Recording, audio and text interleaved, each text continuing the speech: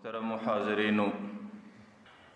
تیره جمعه کې موږ د دې خبرې مذاکره کړې وه چې انسان ته الله تعالی امانت زندگی ورکړې ده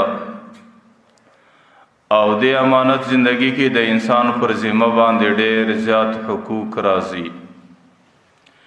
چې یو حقوق الله دی، یعنی د الله تعالی حقوق ادا کول، او دویم قسم حقوق العباد، یعنی د بندگانو حقونه ادا کول. او زه په خپل مجلسو کې ډیره مذاکره د حقوق العباد ادا کولو کوم، او ډیر ځله مجالسو کې د دې ډیر اهمیت ښکاره کوم. د هغې وجه دا یې که چیرې خدا نه خواسته د انسان څخه حقوق العبادو کې کمی اوسي،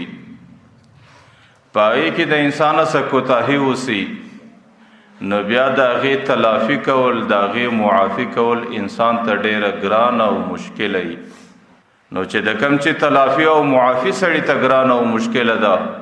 نو ځکه د هغې ادا کولم د انسان په زندگی کې ډیر اهم بلل کیږي.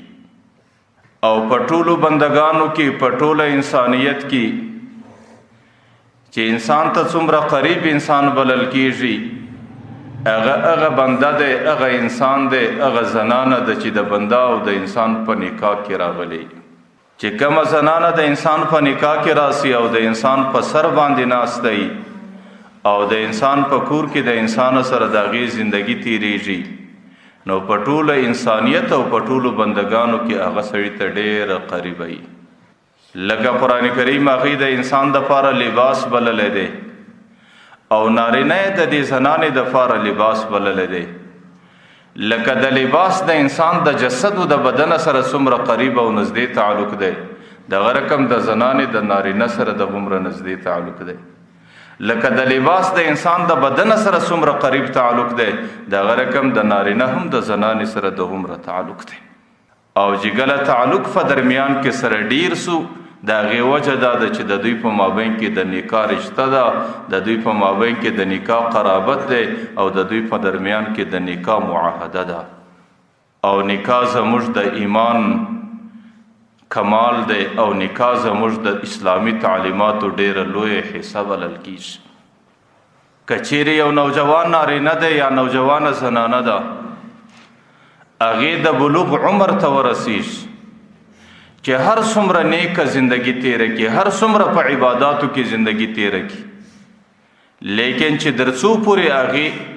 ازدواجي رشته پیدا کړې نه وي، چې در څو پورې هغې د نکاح طریقه او ترتیب نه جوړ شوی، او د هغې د نکاح حقوق و فرایض ادا کړي نه وي، در هغې وخته پورې د ایمان کمال ته څوک نسي رسېدلی. ځکه د پیغمبر علیه الصلاة والسلام حدیث مبارک دی، النکاح نصف الایمان، د انسان د ایمان نیمه حصه دا نکاح کول دی. او زموږ په دین کې د پیغمبر علیه الصلاة والسلام سنت او عادت طریقه ده. ځکه علماو دا لیکلي دي، یو نارینه دی، د پیغمبر علیه الصلاة والسلام حدیثو کې هم دا راځي، یو نارینه دی، هغې د ځوانۍ عمر ته ورسېدی، لیکن در اوسه پورې لا د هغې د نکاح ترتیب نه برابر شوی، نو حدیثو کې دې نارینه ته مسکین ویل کیږي.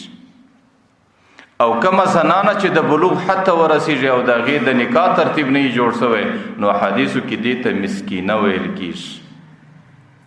د دې وجه دا ده چې دا در دې عمره پورې او الله تعالی دې عمر ته رسولی دي، او در اوسه پورې دې د ازدواج په رشته کې سره تړل سوي نه دي،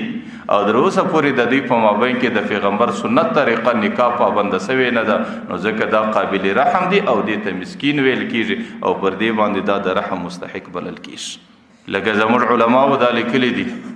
د پیغمبر علیه الصلاة والسلام حدیثو کې هم دا راځي چې کله سړی په نکاح کې رالی، د نکاح په خاطر باندې الله تعالی د هغې د عباداتو اجر زیاتوي. چې کله یو نارینه په نکاح کې راس، یو زنانه په نکاح کې راس، نو بیا چې کله دا لمونځ کوي، الله تعالی د دې لمانځه د یو لمانځه عبادت په 21 لمانځو باندې ورشماري. د هغې وجه دا ده چې دې نارینه او زنانه خو د الله تعالی حقوق د ډېره مخکې سره ادا کول، لیکن اوس د دې پر ذمه باندې د بندگانو حقوق د نکاح د رشتې په شکل باندې رالی، نو دوی د هغې ادا کولو ته هم مجبوره دي. او چې کله د انسان پر ذمه باندې ډېر حقوق راسي، د الله حقوق جلا دي، د بندگانو حقوق جلا دي، د زنانې حقوق جلا دي، د رشتي او د خرابت حقوق جلا دي، او چې انسان کله ډېر حقوق ادا کوي نو الله تعالی پر عباداتو باندې دته ډېر اجر ورکوي. نو د نکاح دا کولو سورسته که نارینه دی که زنانه دی چې یو عمل کوي الله تعالی په 21 اعمالو ورشماري، چې یو لمونځ کوي الله تعالی په 21 لمونځو باندې د په عملنامه کې لیکي.